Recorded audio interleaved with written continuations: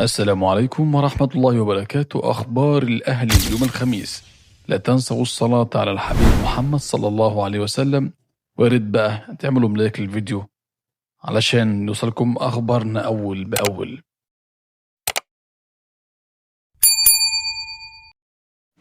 أبرزهم الشناوي وبن شرقي. الأهلي يكشف موقف الخماسي المصاب من مباراة مودرن.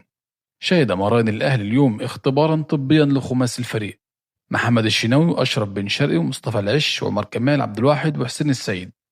كان اللاعبون الخمسة قد اشتكوا من إصابات عضلية مختلفة وكدمات خفيفة ومتوسطة بعد مباراتي الفريق الوديتين أمام منتخب الشباب 1-0 وبتروجيت 2-2. وكشف مصدر مسؤول في الفريق الكروي بالنادي الأهلي أن الحالة العامة للاعبين الخمسة مطمئنة وشاركوا في مران اليوم بشكل قوي، ولا يوجد ما يدعو للقلق من غيابهم أمام مودرن.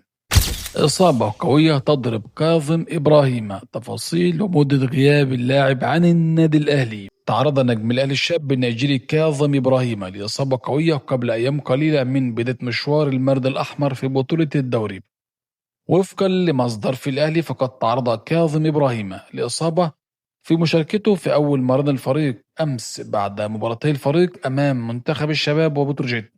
أوضح المصدر أن كاظم تعرض للإصابة بجزع في مفصل الكاحل خلال مشاركته مع الفريق في مباراة منتخب الشباب، وظهرت في أول مران بعد ذلك. ووضع الجهاز الطبي للفريق الأهلي بقيادة الدكتور أحمد جاب الله برنامج تأهيلي مكثف لتجهيز اللاعب بعدما تم تشخيص إصابته بشكل دقيق، ومن المنتظر أن يغيب من 4 ل6 أسابيع عن الفريق. رسميا رضا سليم إلى هذا النادي. أعلن نادي الجيش الملكي المغربي تعاقده مع اللاعب رضا سليم لاعب النادي الأهلي، وعبر صفحته الرسمية على موقع التواصل الاجتماعي فيسبوك أعلن نادي الجيش الملكي: رضا سليم يعود للكتيبة العسكرية، مرحبا بعودتك إلى نادي المغاربة. وكيل أحمد نبيل كوكا يعلن مفاجأة في مصيره مع الأهلي. كشف عمر ناجي وكيل أحمد نبيل كوكا لاعب فريق الكرة بالأهلي عن مفاجأة مدوية بشأن مصير اللاعب مع القلعة الحمراء بالفترة القادمة.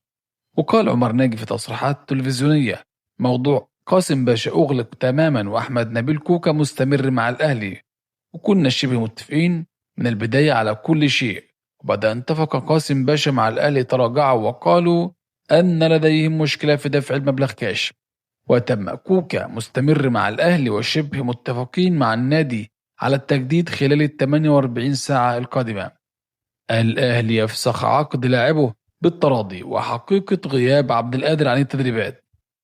قال شوبير في برنامج حارس الأهلي فسخ التعاقد مع مصطفى البدري بالتراضي، واللاعب انتقل لبتروجيت في صفقة انتقال حر، وتم رفع اسمه من القائمة الأولى.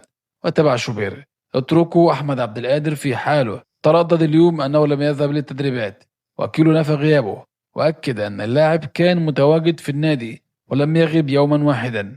واختتم شوبير تصريحاته: أحمد عبد القادر لم يحضر التدريبات الجماعية لأنه خاض التدريبات في صالة الجيم. في الختام، لا تنسوا الصلاة على الحبيب وما تنسوش تعملوا لايك.